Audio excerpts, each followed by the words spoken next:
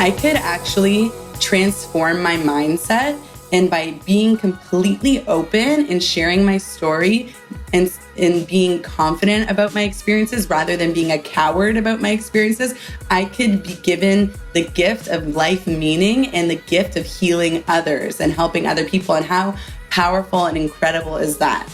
That's X.Ari, and this is the Powerful Ladies Podcast.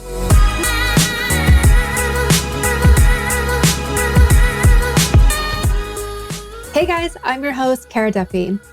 Get ready to meet the incredible X.Ari. She's an LGBTQ alt pop singer, writer, and mental health advocate, originally from Toronto and now based in Los Angeles. She's on a mission to turn her own pain into power and to give you the belief, the possibility, and the tools that you can do the same. She's contagious, inspiring, wise, and bursting with hope and light that is only possible when you're on your unique, curated path.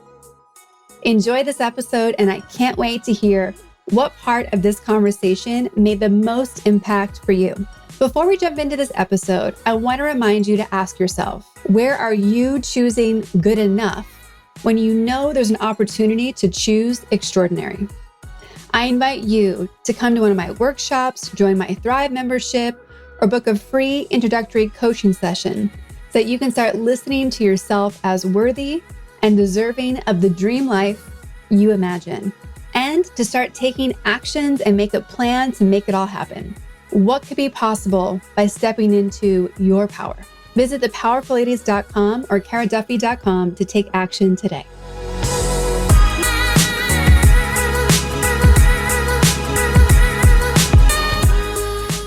Yeah, welcome to the Powerful Ladies Podcast. Thank you. Let's dive right in. Let's tell everybody who you are and what you're up to in the world. My name is X.Ari. I'm a singer, songwriter, mental health, LGBTQ+ advocate, and public speaker from Toronto, now in LA. I am in the process of releasing my 5th EP, Anya, dedicated to my first ever girlfriend. And I'm making big plans for a wellness festival in 2022. And my mission is to help heal the world. And I got a peek earlier at your amazing pride nails. If you want to write, so incredible. Thank you. 10 different colors. I would love to start at, where did your musical career and journey start?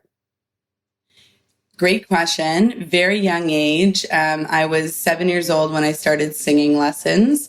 Before that, I always just loved singing. I think it was very just much a self-soothing mechanism. It was like how I self-regulated at a young age. It just naturally, singing felt like it calmed me down, made me feel relaxed, made me feel empowered. I loved listening to the big divas like Celine Dion and Whitney Houston and Mariah Carey. So I was very inspired by like the female big voice. And I just loved to sing, even at religious Hebrew school, which I went to, even just singing in the prayers. I loved just being able to sing. And I asked my parents to put me into singing lessons when I was 7, started musical theater when I was 8. And I was also a competitive figure skater. So I was competing on ice since 8 years old, skating from about 4. So my goal was to be an Olympic figure skater who skated to her own music. I love that. Big dreams.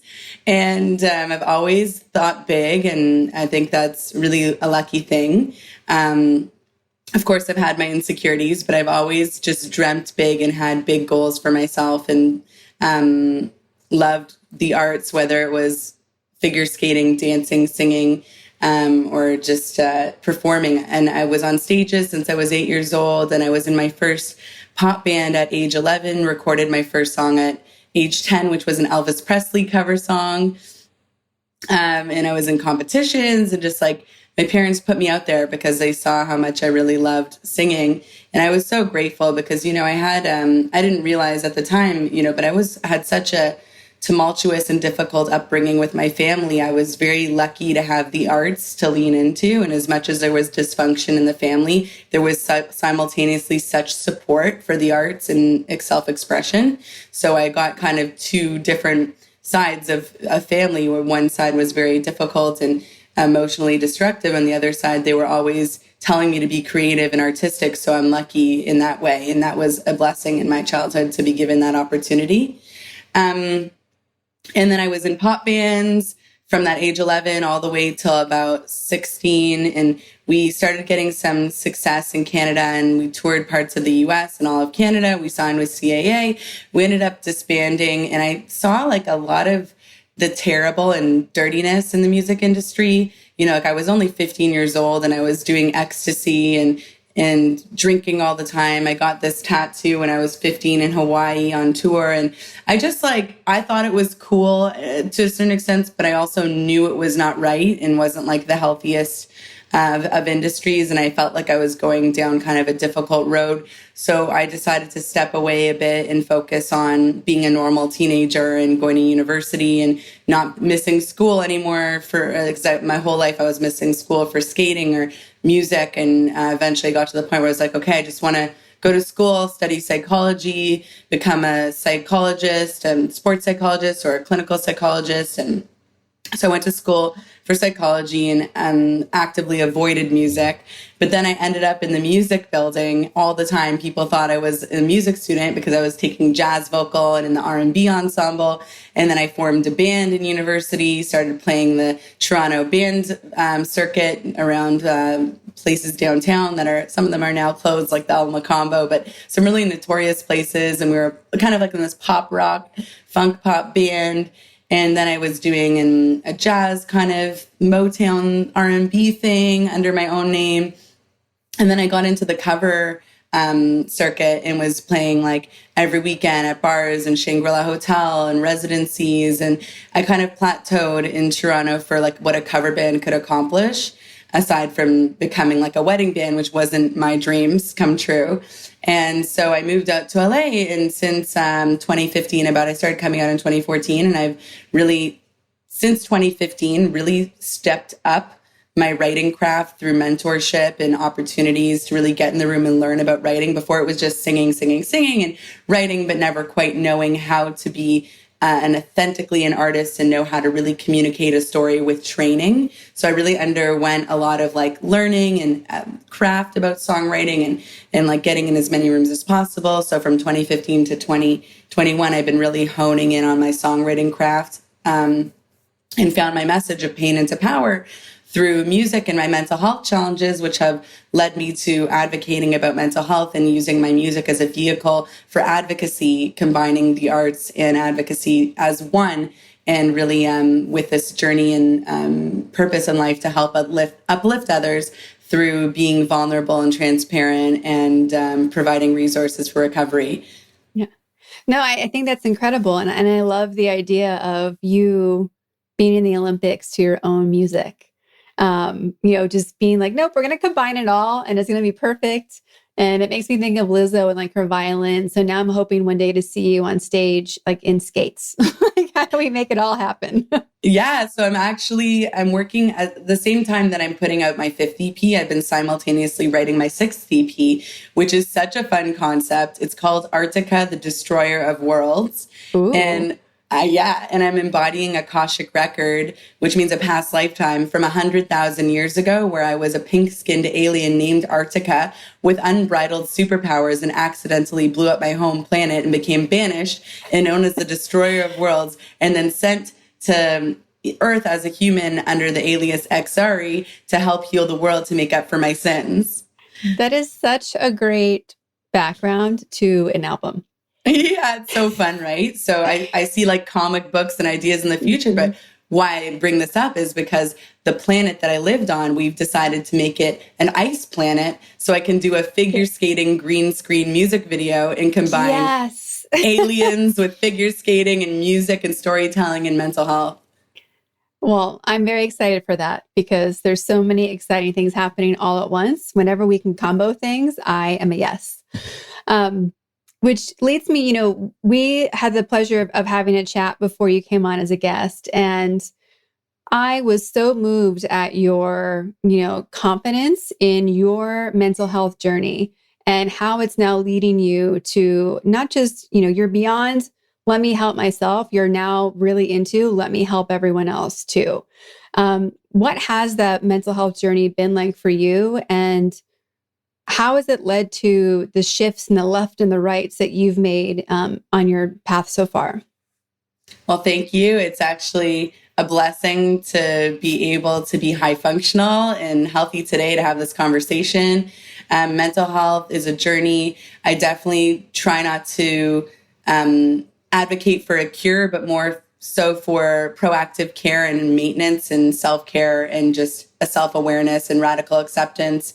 For myself, for some background of my experience with mental health, I first started struggling with anxiety and OCD thinking, and then anorexia, and then later in life, depression, sleep paralysis, bipolar 1, which has led to psychosis and manic episodes and more depression, and PTSD episodes. So I've been given a multitude of mental health challenges, but over time and through therapy and the acceptance of my reality and using it as a superpower rather than a curse, and through advocacy and sharing my story and feeling such support in doing so, and through medication and therapy and all the work I've put in, I've been really blessed to find joy and more meaning in my life because of it, rather than self-defeat. At one point, I was self-stigmatized and wished I could take this big eraser and like white out my hospitalizations and pretend like none of it happened and just kind of like move on and put a close on that chapter and just ignore it.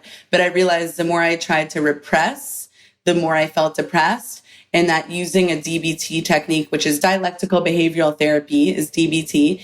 And there's a technique called opposite action, and it encourages people to take the exact opposite action very literally. So if we're feeling like laying on a couch and not doing anything, the idea is to get up and do an exercise, So I decided I could actually transform my mindset, and by being completely open and sharing my story and being confident about my experiences rather than being a coward about my experiences, I could be given the gift of life meaning and the gift of healing others and helping other people. And how powerful and incredible is that, right? So yes. It's all a paradigm shift, right? Because I also realized, if I could be the person I needed to see, that is, my duty. When I had psychosis, which is, for people who don't know what that is, a loss of reality, could be accompanied by delusions, paranoia, hallucinations. It's a severe symptom of schizophrenia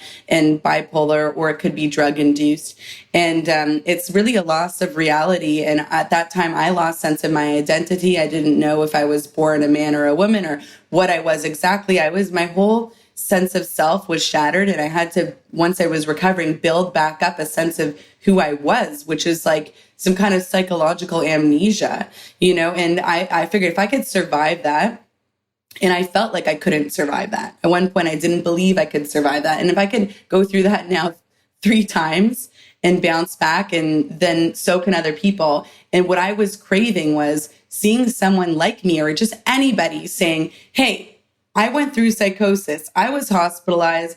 I have to take medication now. I have a great life. I have love in my life. I'm able to keep a job. I have joy. This gave me purpose and appreciation and gratitude for life. This is just the beginning for you. If I heard someone say that to me, wow, what a relief.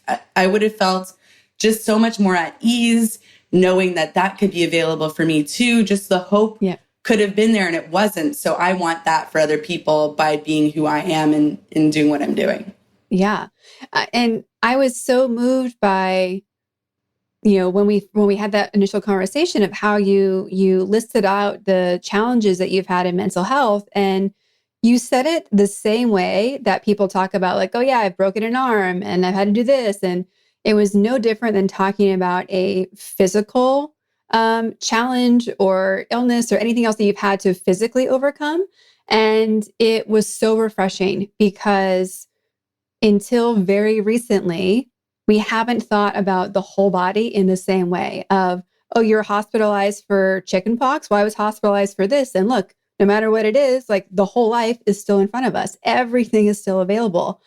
And I just want to acknowledge you for being so brave to step into this amazing powerful person that you are, and telling the truth, telling the authentic story. Because I know that so many people are waiting to hear someone's story. Like I heard a quote the other day that you are the answer to someone's life. Wow, that is so powerful. Right? It's so, and that's why we started this podcast. Like people, we often only see this 0.01% to be inspired by. And there's all of these incredible humans who are doing so much every day to step into their power, to step over the challenges that come their way, to be resilient, and to change the world in their unique way. That I'm like, no, we have to be telling more of these stories, because think about just your story alone is going to change and give access to so many different people. So thank you for coming on here and sharing it. Thank you for doing that, even, this whole time, and choosing to be, the extraordinary version of yourself. Thank you. I really appreciate that, taking that in. And I do that with NAMI, National Alliance of Mental Illness, speaking with their Ending the Silence program as a co-presenter. And since 2017, I've been openly talking about mental health.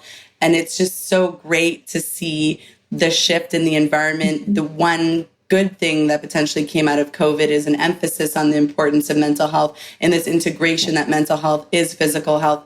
It's all health, and I hope that everybody gets to the comfort level where they are talking about mental health as easy it is as ordering a coffee. And I hope to be a leader in that, letting people know that they're safe to do that, because there's not one person who gets out of life without a scratch. And if it's not ourselves who have mental health challenges, we know somebody going through mental health challenges. It's an epidemic. And the more we talk about it, the less we feel alone, the more we can reach out for help, the more the whole world could heal as a collective. I talked to you on the phone as well about that psychotherapeutic yoga program I've done. It's like the only one in the world to combine neuroscience, psychology, and yoga.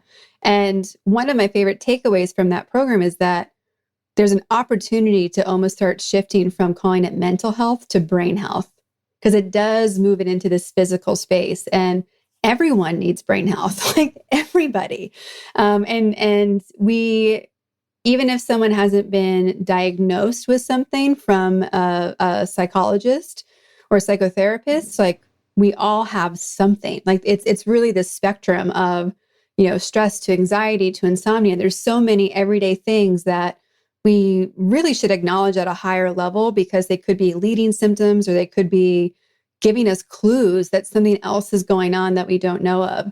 You talked about self-care and ongoing wellness. How much is, movement, eating, sleep, like how much are those tied into what you do for yourself to operate and be at your best? Such a great question, and so important.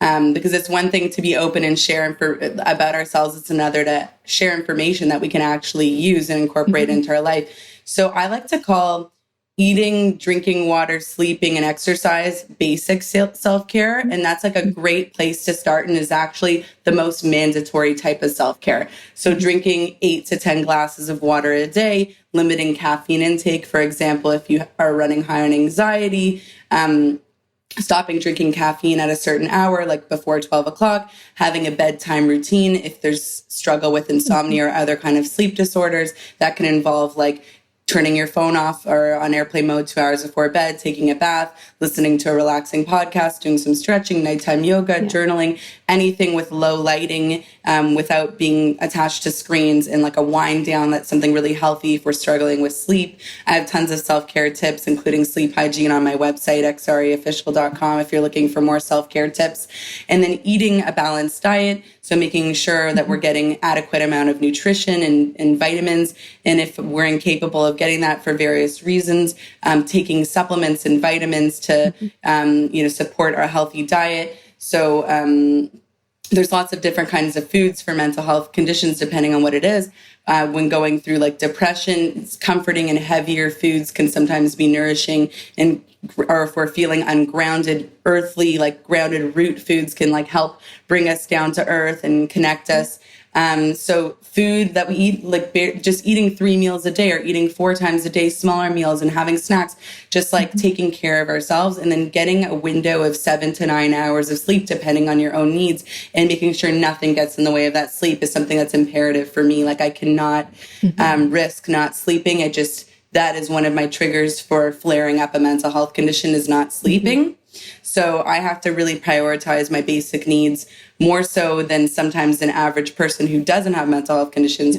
But everybody should be maintaining their basic needs to have optimal mental health. And everybody has mental health, whether there's an illness or not. We all have mental health and physical health. And it's on a spectrum, kind of like what you were insinuating before, where we have good mental health and mental illness on the other end, right? So we're all dealing with a mental health regardless of dealing with conditions. And we all need a certain level of maintenance and coping skills, because despite having a diagnosed disorder, we all go through things like deaths and losses of jobs or loss of a relationship or moving, or those are some of the top stressors that happen to everybody, and regardless of having a mental health condition, which might make those situations more difficult. They're already difficult for somebody without those issues. So it's like we all need to know how to cope.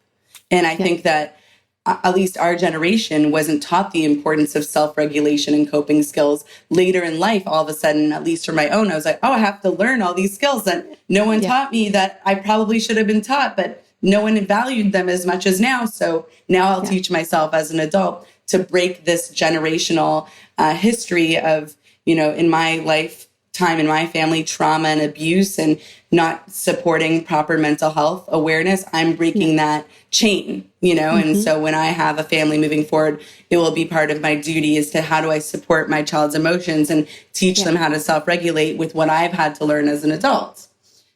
So that's just basic self-care, but then we can take it a step up and go, okay, maybe I have therapy once a week if I need it. Maybe if I do struggle with a mental health diagnosis, I'm willing to accept medication might be a permanent or temporary solution to what I'm going through, depending on the needs. And maybe, and also exercise, which we talked about before. Some people might need it every day. Some people might need it almost just 3 times a week. And it could be intimidating for someone who doesn't exercise at all to think about exercising every day. So start with once a week. I try to say, like, let's not take on a whole mountain. Let's make a little anthole and keep building on it. So if we're not eating healthy, okay, take one step every day to eat a little healthier. If we're not getting enough sleep, okay, well, start prioritizing that at least 3 times a week. You're making sure you get proper sleep. Build. The pressure to be a perfectionist with our self-care, I think sometimes makes people give up entirely. But it's a process. And it's just like learning a new language. We have to start somewhere at the beginning and build blocks to get to the point to be a self-care queen. I didn't wake up one day and master self-care, and I do not consider myself a master yet. I will always be building upon my blocks. At this point, I have a technique where I write down every morning, meditate, affirmations, gratitude, writing, intention setting, journaling for a 2-minute experience, a savor a moment, breathing exercises, or just conscious breathing, socializing, an act of kindness, and exercise. So I've built towards this list of that I check in on every day to make sure I'm staying in line with my self-care techniques. But I don't always check off every box. Sometimes I skip one, and I try not to let that be discouraging. Yeah. No, I love that approach about perfectionism, because I love the quote, done is better than perfect, right? Progress is better than perfection. We get we grip so tightly to things being perfect to feel accomplished or to start or to say we're good enough. And it's like, well, hold on. As you mentioned, you're not a master yet, but what does it look like to be practicing? What does it look like to be expanding? How do we do a little bit at a time? There's the book, The Happiness Project by Gretchen Rubin, I think is who wrote it. And I love the idea of, once a month taking on a new practice, because it allows you to work through whatever your habit building time frame is. Because for some people, it's 6 days to start a habit. Other people, it can be 30 days or 90 days. And also depends on how big of a shift is that habit, right? So if you haven't worked out for a long time, let's say 9 months plus, it might take you 90 days to like get into the rhythm. And so often, because we've heard of this like 21-day thing, we stop too soon. And we are so busy that, if we're trying to reduce our overwhelm, or if we just pile on like 50 things, like, okay, sleep and water and food, all of a sudden, like you said, there's this mountain on us of other things that we don't have systems for yet. So I love your idea of like, how do you build small? How do you do the anthill? Because we want to just be better than yesterday, right? That's the easiest way to think about, am I better than yesterday and where? Exactly. And that's such a great point, is to not compare our journey to other people. It's always a reflection on ourselves. Where am I today compared to my past? How have I grown? Rather than getting caught into, well, this person's doing well, why aren't I? So it's a good reminder, because comparison can be the killer of joy. So comparing ourselves to ourselves. And that, even I learned a lesson years ago, actually, that sometimes comparing myself to myself can be dangerous, because there are moments where I'm doing worse off, quote unquote, than I was in the past. And so I try to go, okay, maybe right now comparing myself to myself isn't the best tactic. Maybe no comparisons, and just conscious effort to constantly grow and accept the ups and downs along the way. I love that. Yeah. And it allows you to honor your journey so much more, right? It's on a really shallow level. If everyone compared themselves to their fitness level at like 21, like it's like an most likely unrealistic measure, especially as we age, right? So what's our best self look like today? Exactly. Yeah. I notice for myself, whenever I'm feeling like overwhelmed and like carrying too much, for me, a tactic is to really start going back to serving other people. And you are such a serve other people person, and in this zone, especially right now. When did it pivot for you to be in service? And you've created so many amazing things with that. So I'd love to talk about the shows you're putting together as well to bring everything together. But when was that pivot for you to go from, okay, I need to serve others now? So I'd say when I went to rehab for mental health, which, just something to say about rehab centers, is a lot of them are 12-step program. So it took a lot of work, but I found one called Elevations, which was focused on mental health, not just addiction. So primarily, I think there's this belief that rehab's for addicts, but actually rehab can be for addicts and people with mental health challenges. And we don't need a dual diagnosis to need rehab, right? So when I was there, I came to this idea of, I could put my journey in my music. Like, I could talk about mental health through art and lean into my project and like have more meaning in what I'm doing. And wow.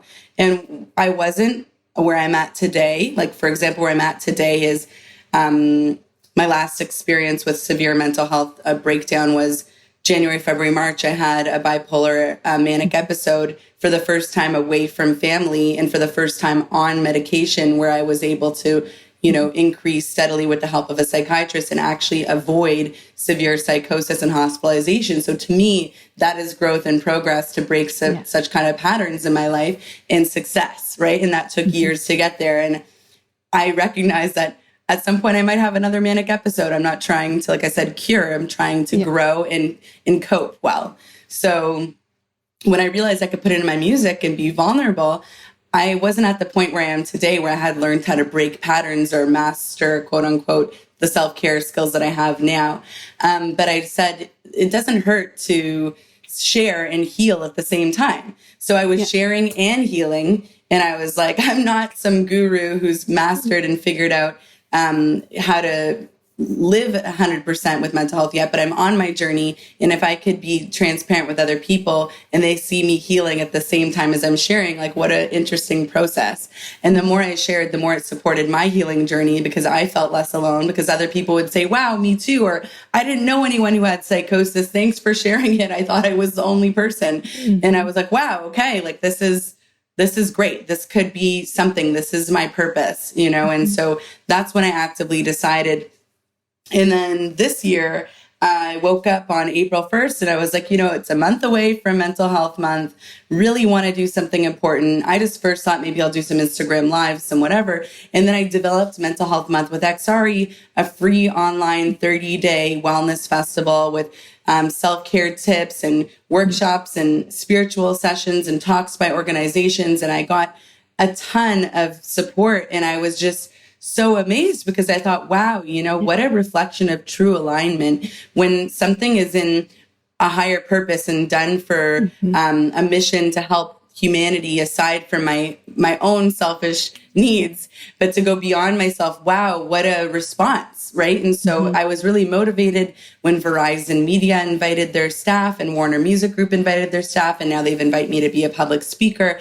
And I was so propelled and feeling like, just like all of a sudden my chakras are aligned and this path ahead of me is like so bright and illuminated that like I just felt like, wow, every single struggle I went through was for this moment of like clarity and knowing that I'm on my mission. And I kept saying the words overwhelmed and overjoyed because the amount of work to put in to host a 30-day event and the amount of joy I was experiencing were so overloaded.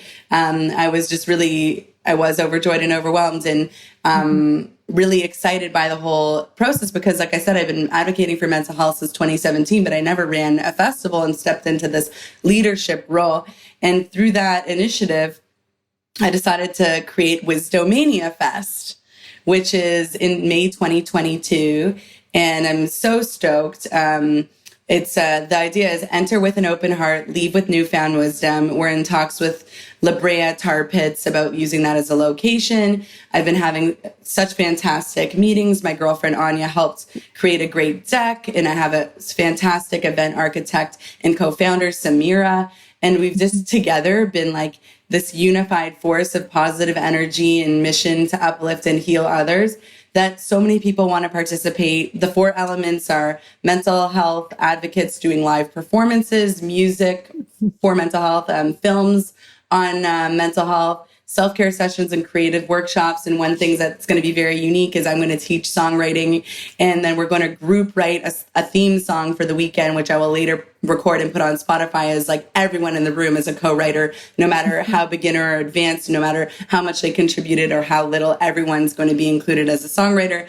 And I'm just so excited to build and create a space of community where everyone can feel safe and seen. And it's not meant just for people with mental illness. It's meant for people who are in the LGBTQ plus community, people who have an interest in self-care, who value the arts and want to learn how to channel their pain into power, which is using self-care and art and advocacy in my own way, but other people will find their way to channel their dark energy into light through transmutation and find strength in their weaknesses.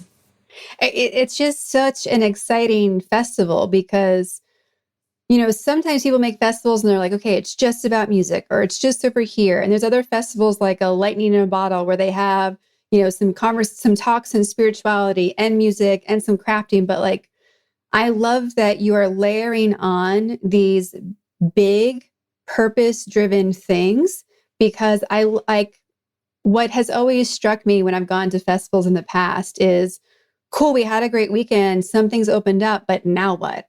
And I love that you are incorporating the now what into this festival because, all this energy goes into it, all this energy is happening there. And then like, there can almost be a depression after because you're like, they talk about like at Burning Man, the reentry.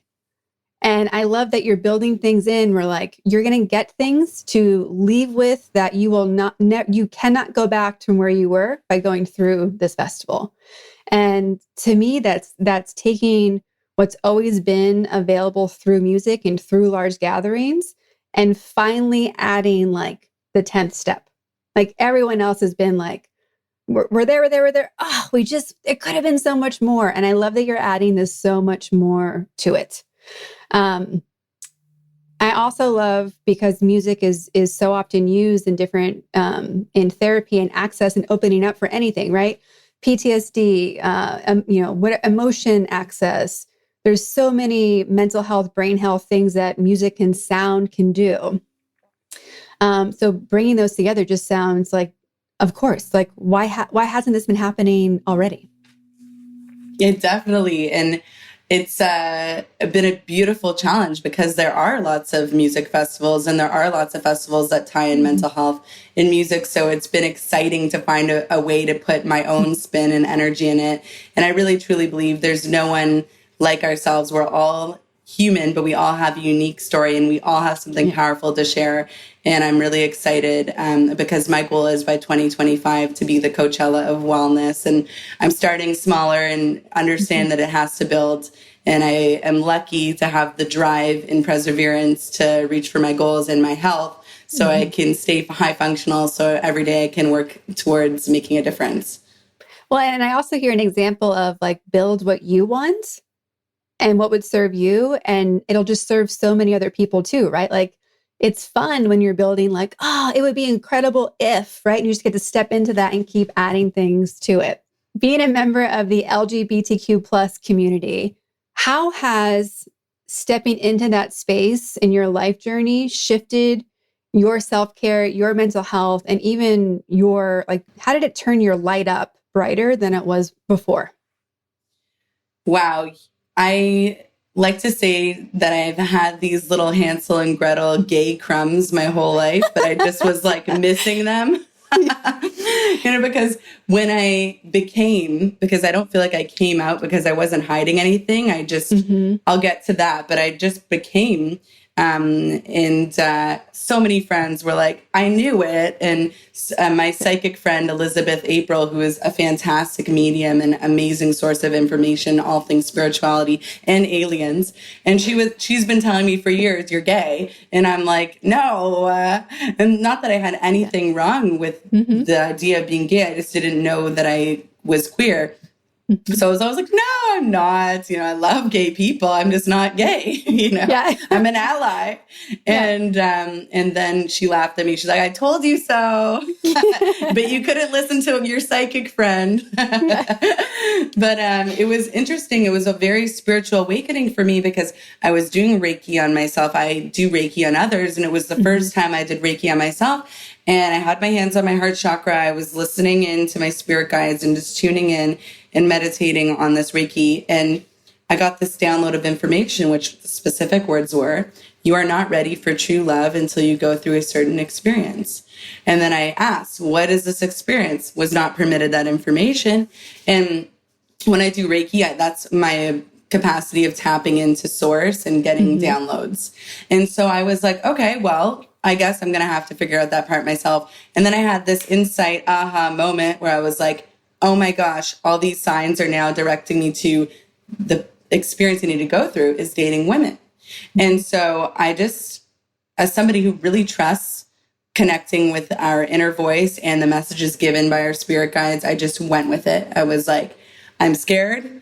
I have no idea. Vaginas intimidate me. I don't know. I don't know if I could ever hook up with a woman, but hey, let's see. My spirit guides want me to dive into this. Let's go. And so I changed my dating app settings to women and just put myself out there. And I decided, just be fearless. Go for it. What's the worst that can happen? It doesn't work out. Then what did I lose? Right. Yeah. And then I went on a couple dates, did not feel it, was like, I don't know. Like, they're cute, but I feel like I'm hanging with a friend. Like, I don't know what's going on here. And then I met Anya. She was my third date. And on the way to that date, I told myself, if this doesn't work out, I'm just going to take a seat back on dating entirely and just relax. And her and I clicked, and now she's my girlfriend, and I have a whole EP dedicated to her, and we're as close as ever. And she's this beautiful source of inspiration in my life. And I have never been this inspired by love before in my music, and I was writing all these mental health songs. All of a sudden now I'm writing an LGBTQ plus EP dedicated to my girlfriend because it's taken over all of my desires to be creative has been to talk about her and this change and transformation and the joy it's given me in my life to step into, this path. So I feel like it's really lit up my life in a beautiful way. And that, I don't know, maybe it was something I was repressing. I don't know. I was never hiding anything. I have no shame about being in love with a woman. I'm totally proud and loud. And I told my parents pretty quickly, and I don't care what people think. I'm very happy. And I think everyone should love who they love and be who they are, regardless of race, religion, gender identity, or any individual characteristics that we use to define ourselves and who we are. I think everyone should have peace and freedom. And that's always been my idea of life and utopian society. But it's definitely, I think, again, like part of bringing me into my alignment and chakra unity has been like this experience of deep connection with a woman, and this kind of partnership has definitely brought me into my skin and given me a new sense of confidence and empowerment.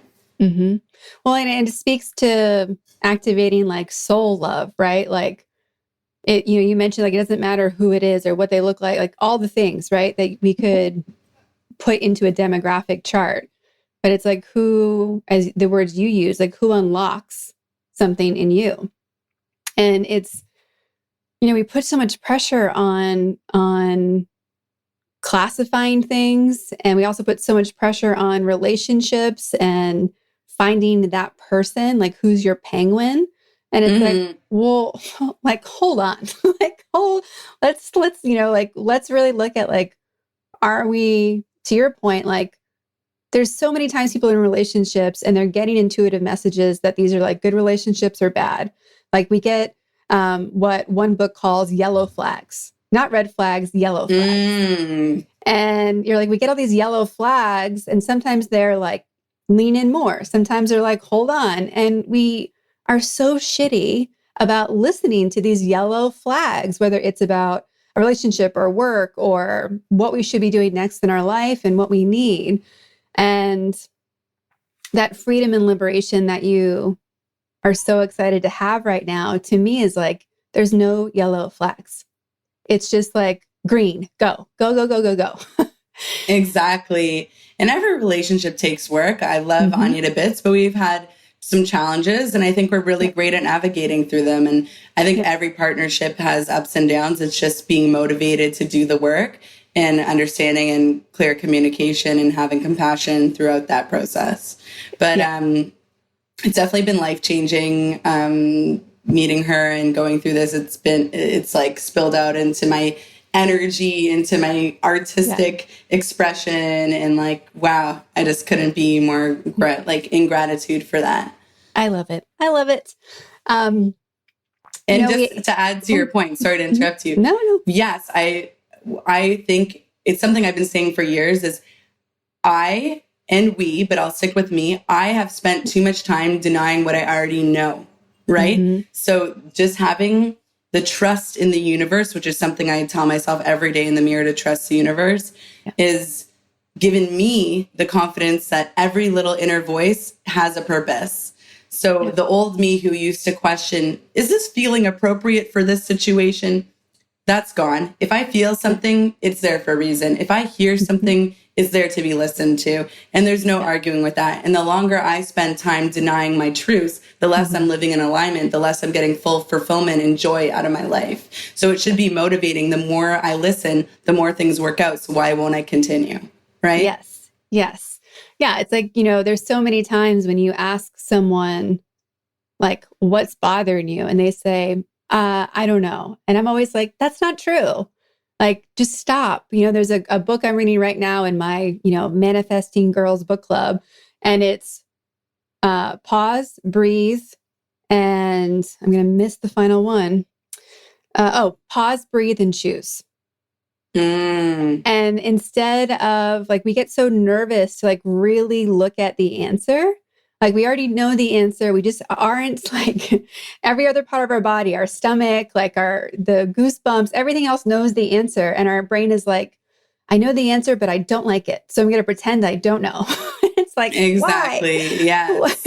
Why are we wasting our time? Like, there's this extraordinary life waiting for you. In the mastermind I'm doing right now, it's a men's mastermind because I do so much work with women entrepreneurs. We have our Women's Thrive group. I was like, you know what? Like, I miss hanging out with like the amazing men in my life. I'm going to do a men's only mastermind. And it's been so incredible. And we had this whole conversation about, where are we choosing good enough, when we know we should be going after extraordinary. And, that fits into so much of your story, I think, of turning on the lights of like, nope, we're going for extraordinary. We're going for extraordinary relationship. We're going for extraordinary festival. We're going for, extraordinary art and expression. And like, I can see when you're talking about it, right? You're like vibrating and glowing and all this energy is coming out. That's so amazing. Like, I want everyone else like flip these switches on because it's like, we're waiting for you. Like, please turn your lights on.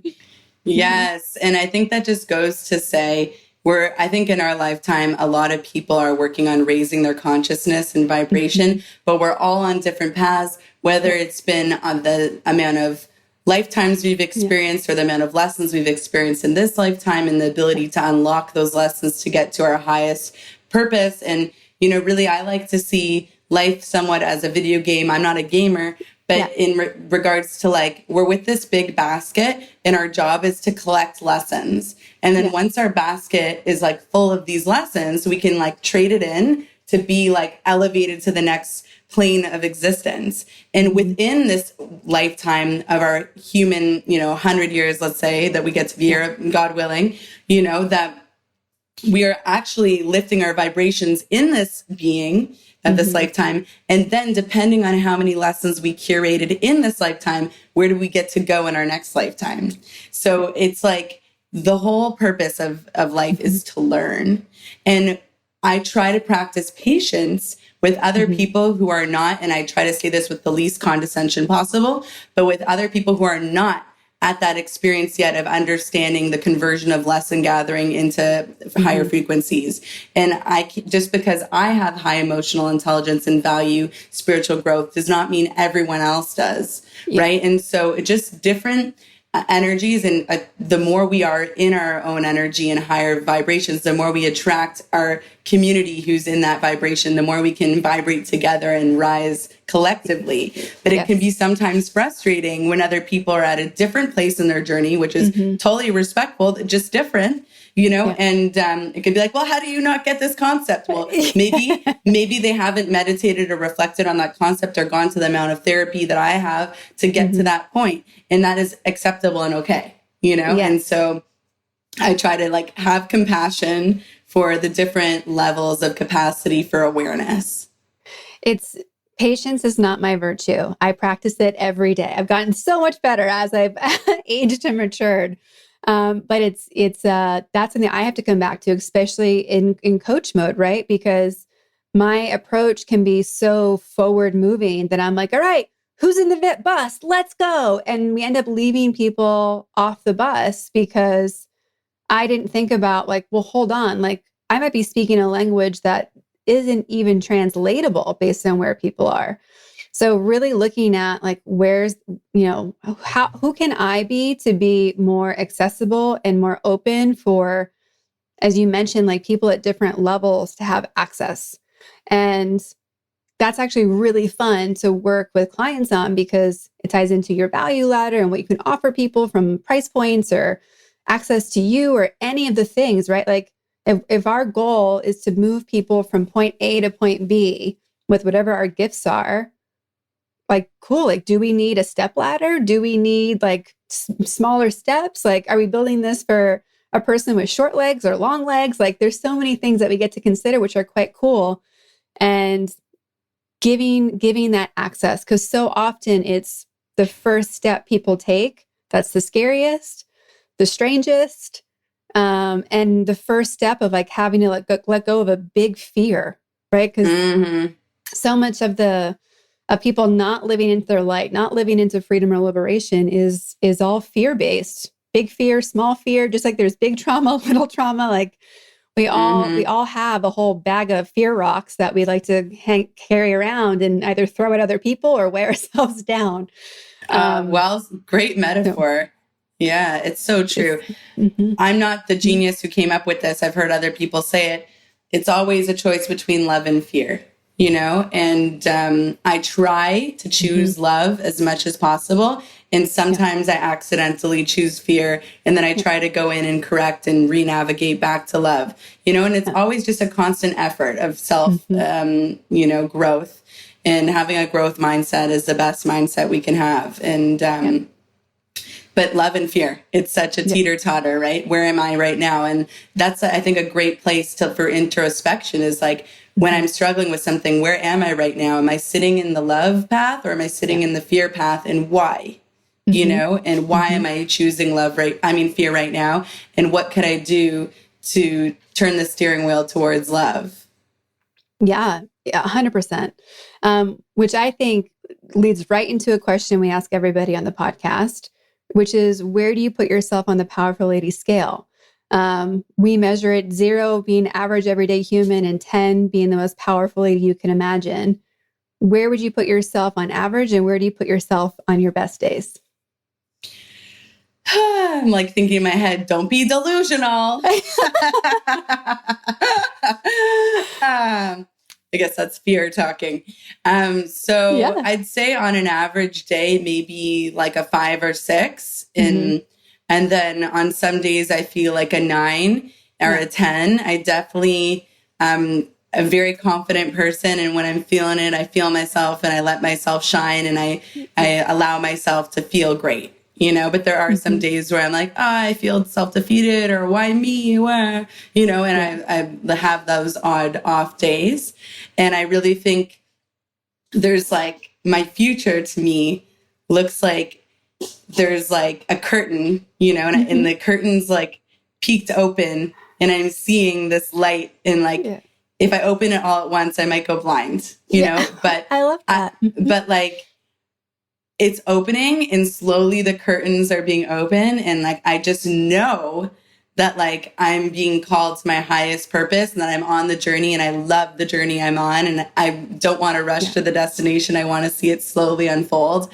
And I just know I see myself at some point, like in front of thousands of people, and like, like having this ability to affect and help others, and then empowering each of those people to do the same. And then this, like, I see myself on my deathbed being like, okay, let's see the rates of mental health and suffering, and like seeing a decline, and being like, we are all part of that. Yeah. And like, we did this together, you know, and you just gave me goosebumps. So I just like, it makes me teary too, like just thinking about what's to come.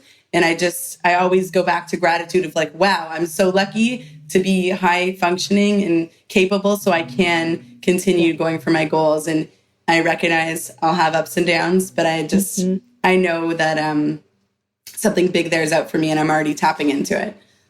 It took me a long time to realize that getting teary-eyed or crying wasn't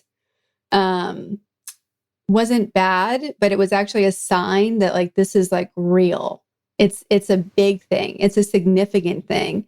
And now, like, if I'm having like a real conversation with somebody, especially if I'm acknowledging somebody or really taking a stand for myself in something, it's hard not to get teary-eyed, because to really speak to it, you have to like open up all the things, and you're like, oh, there's like this, it's like an expression of truth versus an expression of weakness. And that's been part of my journey of like knowing like the teary-eye doesn't mean that you're like emotional and it's bad. It means you're speaking truth, and like all the things are like coming up to say yes. So I love that, you know, you got teary-eyed talking about it. And I love that you got goosebumps. And that's just our previous conditioning of societal norms saying crying is weakness. It's actually so powerful to be able to tear up a little bit and continue on. You know, it's disempowering when we can't stop, and it prevents us from carrying on in our lives. You know, that's when it's disempowering. But to have a moment where we are in such high emotion and we really feel it and it comes out, like, that's our body's reaction to something being beautiful or sad or happy. And I think creating a shift in our impression of it being weakness is so important, and it is happening. You know, like I was at an event this week, I performed at a Pride event, and I was talking with this guy and his girlfriend and some couple other people, and we started talking about something emotional, and he just started bawling his eyes out. And I thought, wow, what a beautiful generation to be part of, that this young man can cry with such comfort, and no one's like making him feel bad. We all hugged him and embraced him. Like, no one shunned this guy. You know, he's not man enough because he cried. He's like a man because he cried, you know, like it's just a human. Mm-hmm. Which reminds me of, is it Justin Baldoni's book that's out right now, Man Enough? I don't know if you've seen this, but like there's this movement also of men trying to take this on and be like, let's redefine all these norms that we've been put on. Like, I feel really lucky that there's such a coming together of women and support and like, doing it, moving, making changes together and in this big wave. I'm also really aware of the negative impact that may be having for the men who aren't getting the acknowledgement or the inclusion that they're going to need. Like there's a little bit of like a whiplash happening. So I think it's interesting to see men who are stepping into that same space and being like, hey, like the women are redefining this stuff. I think we have to too. And, how do we make all this work? And obviously that's, men versus women, but also non-binary. How does this fit in? And how does this shift things and all of that? So I think it's really interesting. That's also a great segue into when you hear the words powerful and ladies separately, what do they mean to you? And when you hear it together as powerful ladies as a concept, does that change your definition or how those words are used? Yes, definitely. Great question. So when I think of powerful, I think of being in my masculine, I think of like dominance, success, achievement, power, being powerful, whether that's loud, it doesn't need to be loud, but can be, and taking up space and being recognized and having notable success and accolades. To me, that's all tied in with powerful, right? And then when I think of the word lady, I think of prim, polite, neat and tidy and fitting into a little tight dress and sweetness and being endearing and smiling. And, like it makes me think of like what the perception of what being like a queen would be with her perfectly crossed legs and painted nails, right? And when you put the two together, it is like very dichotomous and very uplifting and empowering, because women, despite what we have been defined and told we're supposed to be, can be in our masculine power and make it a feminine power. Femininity has its strengths and masculinity has its strengths. And when we embody all sides of yin and yang, we're actually at our most powerful, because we can channel our sensitivities and channel our ability to be, a champion and like fight for what we want, while at the same time having a softness that makes us lovable.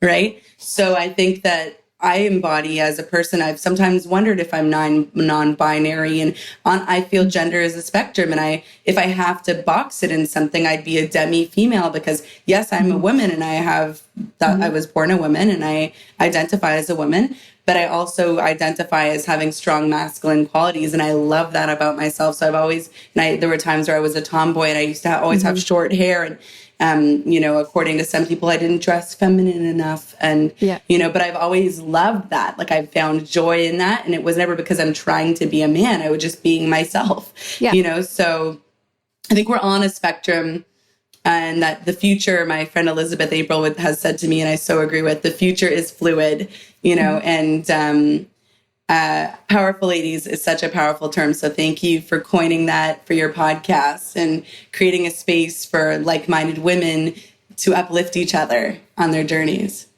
Yeah, my pleasure. Thank you for that. Being a woman who has always had a lot of masculine qualities of like leadership and let's go and, competitive.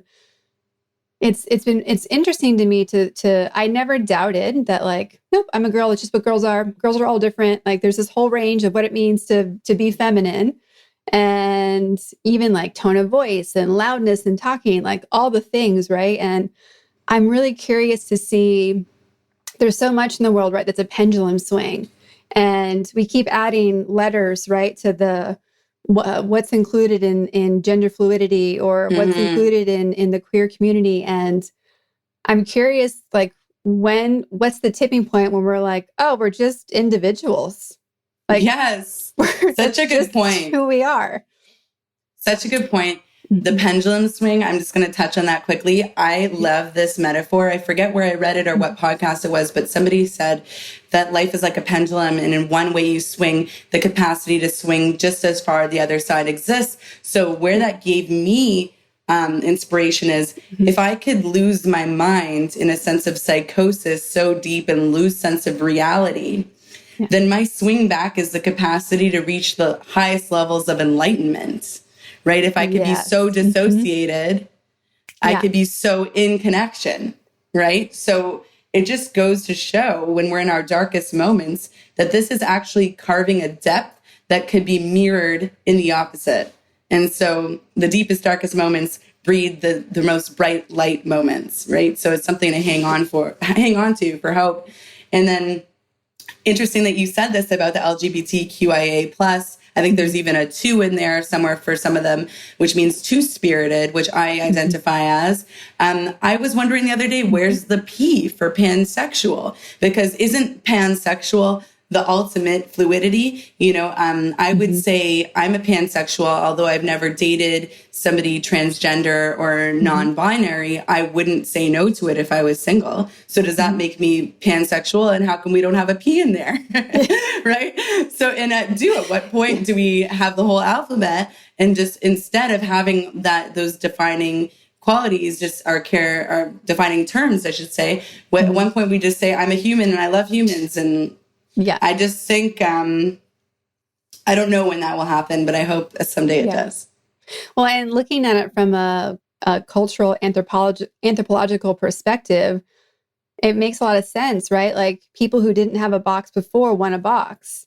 And then if the boxes are for liberation, at some point we have to give up the boxes. So choose the boxes that work for you and keep going, right? Because there's also our gender identity and our sexuality are like what 1/100th of like who we are as a human. And so it's like, okay, cool. Like it's strictly anthropologically, it's okay. Does everyone know that you are loved? Does everyone know that you can find people who get you? Just like you were saying, right? Like when somebody said, oh my gosh, like you've gone to rehab for this. Like I thought I was the only one. Like I really appreciate that right now is an organization so people know they're not the only one. And I'm really curious about like how the boxes are going to shift and expand or combine or whatever that looks like, right? Because humans love classifying things. We really do. We really do. And I think it allows us an opportunity to understand our environment. Yes. Right. So boxes, it's funny because everybody apparently says I'm not defined by a box or a thing, but at the same time screaming for give me the box, Yes. So it's this contradictory thing. And I think everything's a circle, like we all go in circles. Everything, putting things in a box is very limiting. But if we could just be a circle and all hold hands together in that circle and all let everybody just exist in that safe space, I hope for that someday.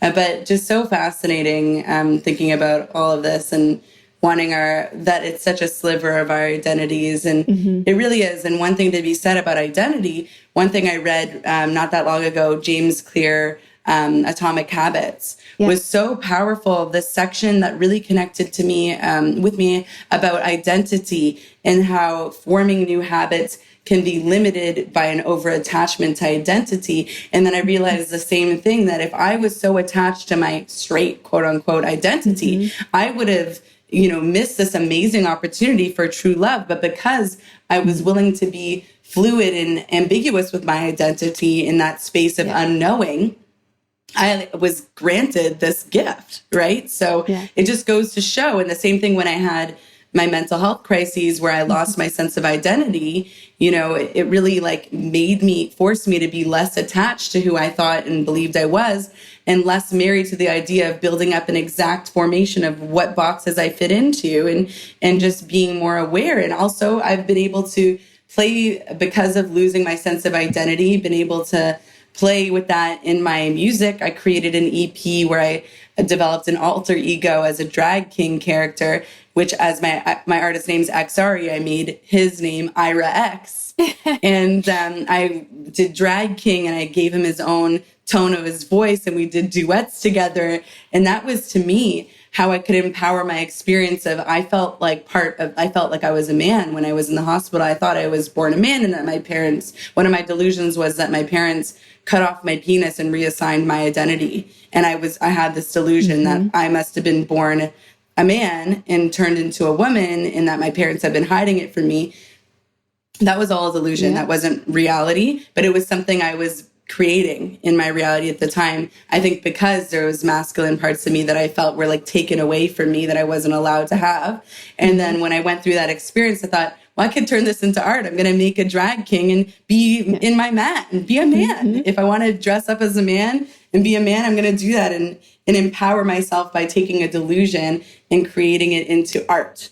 So it's all perspective. I could be embarrassed and go, wow, how embarrassing. I had this delusion in the hospital. Or I could go, wow, how interesting. What a creative delusion. I'm going to turn that into something creative and artistic. And that's where my head went. It's like, how creative and how amazing of a brain do we have where these things are possible? And it made me think back to the yellow flags. Like, what yellow flags? Was your body like, hey, like, I'm such a believer that what we resist persists. And if we really resist things, it gets loud enough for us to, at the simplest level, like get back pain, have insomnia, like start having, these minor mental health things start building because our body's like, you're not listening. Hey, whatever the thing is, like, our bodies are smarter than we are. When I say bodies, I'm meaning brain to toes. Whole body, holistic.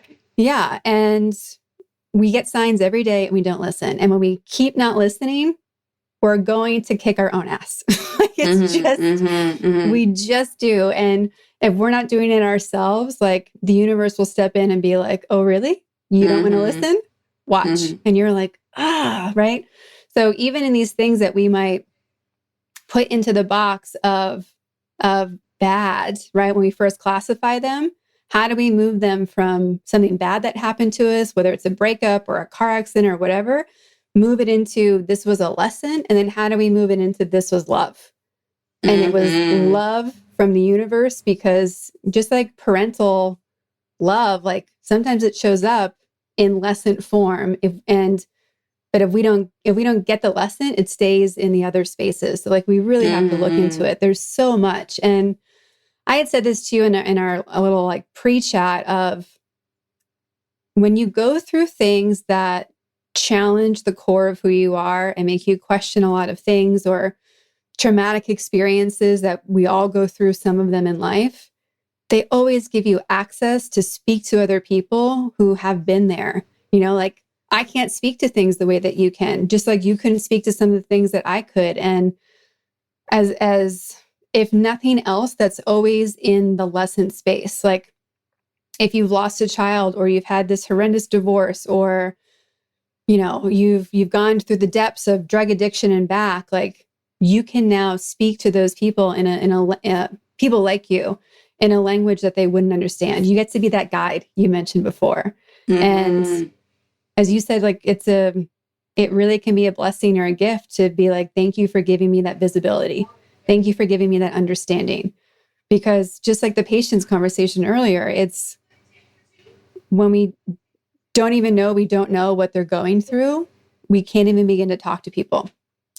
So I just think it's so incredible how you've taken everything that life has thrown at you and been like, ooh, like it's like a 10 level of like, how do we make lemonade? Because we're going to make lemonade. Now we're going to make an entire line. Like you're just taking it and running with it. And I think it's so beautiful. And I am so excited to hear what everyone listening to this episode gets, because there's so much hope, so much inspiration, so much, get back to your creativity and listening. And I just think it's infectious how all of this beautiful light oozes out of you that, I know people will hear it just in the audio and then taking it from there. So thank you for sharing that with us. Wow. There are just like levels upon levels of what you just unpacked there in all of that. And it's amazing to get to connect with you and have such insightful conversation and feel so supported by another powerful woman. And just go back what you said, like repression is depression, and listening to our bodies and our minds is such an important lesson. If it's the one lesson we learn in this lifetime, is to listen to our bodies, listen to our minds, and things do spill out in the silliest ways if we don't allow them to be released. It's like a water bottle that sits in a hot car, and when you open it, everything, right? So for me, that happened. That was my biggest first lesson with mental health when I was in university. My mental health challenges had got to a boiling point where I was suffering from sleep paralysis, which is being paralyzed and waking up mid-dream, but being in complete paralysis. So I couldn't move my body, and I'd have hallucinations, auditory, visual, tactile. So I'd be like touched, whispered in my ear, see creepy things, and it was traumatizing me. And it turned out that the psychiatrist I went to, because I went to the sleep center saying like, help me. They're like, you need a psychiatrist. This is beyond a sleep issue. This is a mental health challenge. And so I went to a therapist, and they were like, this is post-traumatic stress from childhood trauma coming out in your sleep because it's so unresolved. So the fact that like I, in the daytime, wasn't allowing myself to process my reality, it came out in my sleep. That's how much it needed a release, is that it became a sleep disorder of hallucinations and scary enactments. And so it came out, it found its way to come out. And then ever since then, that was over 10 years ago, ever since then, I've actively gone to therapy and made sure, and I don't blame myself, because when I wanted therapy, I wasn't allowed it. And so I suffered from 15 to 23. Before that, I started having mental health challenges at 8 years old, but I asked for therapy at 15 and I wasn't allowed. So I didn't know by the time I was 19 or 20 that I have the freedom to go get therapy for myself now. I didn't know that it was such a priority until it became such a challenge. And ever since then, I've made it a top priority, which is something I really encourage everyone to do. Health is our number one priority. Health and good health is a blessing. So let's do whatever we can do in the moment proactively to always take care of our health first and help support other people's health. Absolutely. Well, for everyone who is now totally on your team, where can they find you, support you, follow you? How can they help you make all of your projects come to life and be awesome? That's a great question. So much love to everybody who's tuned in. And I really do hope you have a good takeaway, something that excited you or gave you some inspiration. You could reach out anytime. I love connecting with people. So if you want to get in touch, you could find me on any social media platform under XARI official. My website is a great hub for resources. If you're looking for self-care tips, it's XARIofficial.com. If you want to stay in touch about concerts, releases, and mental health wellness festivals, you can join my mailing list. I don't send out too many emails, but once in a while when something comes up, if you want to know about it, you'll be the first to know if you're on my mailing list. So that's a great way to stay in touch. And if you ever want to do something powerful and collaborate, I'm always down to unite forces with mental health and art allies. I love that. Well, honestly, it has been so tremendous. I've loved this conversation. I'm so glad that you were referred to the Power Plays podcast. And I'm even just using this entire episode as proof that you and I are doing what we're supposed to do. We have connected, we're aligning, and we're building out our circle of, just fellow powerful ladies who are going to change the world together. So thank you so much for your time today. I love that. Thank you so much for having me, Kara.